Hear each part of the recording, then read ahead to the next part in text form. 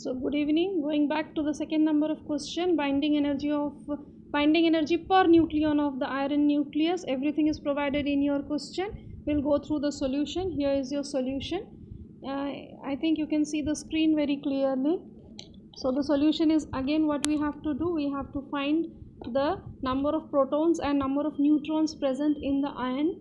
So in this iron we have 26 protons and 30 neutrons. Individual value of mass of proton and neutron is already provided in our question.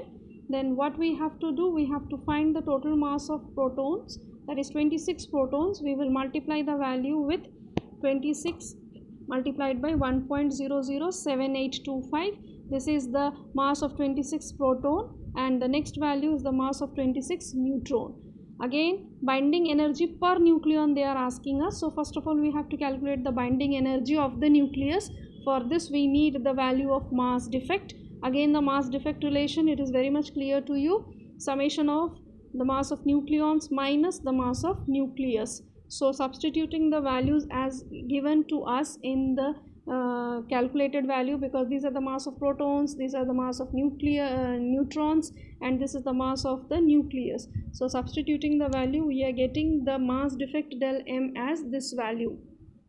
It is given in atomic mass unit. So binding energy of iron nucleus will be mass defect multiplied by 931.5 mega electron volt, because each and every time we have to represent the binding energy in mega electron volt.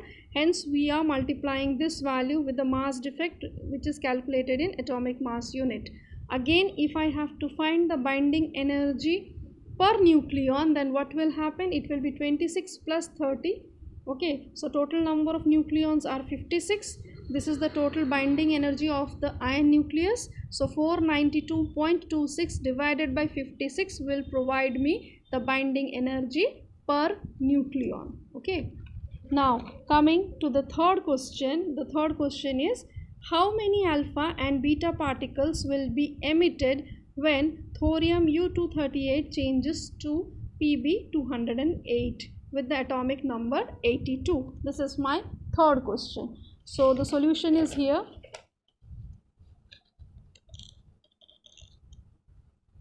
Now the equation, as the question is asking us how many number of alpha and beta beta particles will be there. So the equation, first of all we have to see the equation, that is the nuclear reaction which will proceed once it will undergo the reaction. So when U-232 thorium undergoes the reaction, it gives us Pb with the helium, with m number of heliums and n number of electrons. Means we have to now find out how many alpha and how many beta particles. So in alpha particle there will be the helium atoms present, and when there will be a beta decay we will obtain the electrons. So if what in this type of questions, a little bit small questions are there and very fruitful questions and easy to calculate. Basically for such type of questions you have to give a concentration over the atomic numbers and the atomic masses, because when alpha decay is there, there will be change in the atomic masses basically, and in beta decay there will be change in atomic numbers. Okay, so what we will do, we will first equate the atomic masses as given in the equation. So it will be 232 is equals to 208 plus m times 4 plus this value will be 0. So if I calculate, I am getting the value of m as Al6. So since m is 6, it means when there will be alpha decay of thorium 232, we will be getting 4 alpha particles. If this value is going to calculated as from 1, 2, 3, 4, 5, 6, whatever we are, the helium represents that there is a process of alpha decay. So hence m is 6, it means we are getting how many? 6 alpha particles are there. Now if I equate the atomic number, that is 90 is equals to 82 plus it will be 12 plus minus of n, that is minus 1 multiplied by n. So if I calculate this one, then also we will be getting n is equals to 4, which is my beta particle. So this is the third question. It is just carrying 1 mark question and it is a easier question. Now coming back to the fourth one. The fourth question is asking us, it is giving us the half life of radioactive substance, that is 20 seconds. T to the base half is 20 seconds. We have to calculate two values. We have to calculate small t, that is time taken for the sample to decay 7/8 of the initial value, and we have to calculate the decay constant, that is lambda. Okay, this was your fourth question. Now coming to the solution of the fourth question.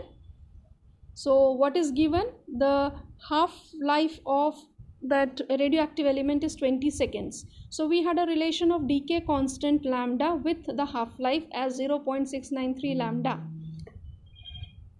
So lambda is equals to 0.693 t to the t half, that is half life period. So 0.2693 divided by 20, because half life is given as 20 seconds.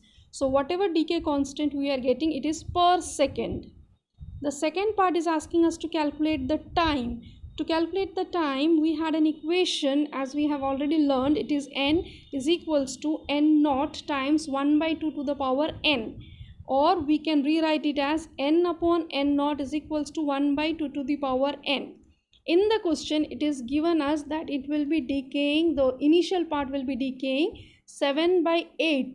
So suppose initial part is whole and soul as 1, means if I take it as 100%, then it will be 7/8 part is decaying. So 1 minus 7/8 will give me n upon n naught ratio. This is the basic important part of this question. If you just forget this one, then it will be unable for you to find it or proceed further. So this is one basic step. How will you identify? It is already given. The value, decaying value, is the initial values 7/8 part, hence 1 minus 7/8. So n upon n naught, if it is 1/8, then I can equate here.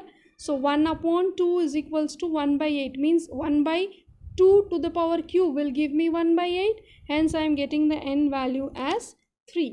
So once I get the value of n as 3, then you can see here the relation of small n with time is given as n is equals to t to the base t by t to the power t to the base half, means half life, and this t is the time.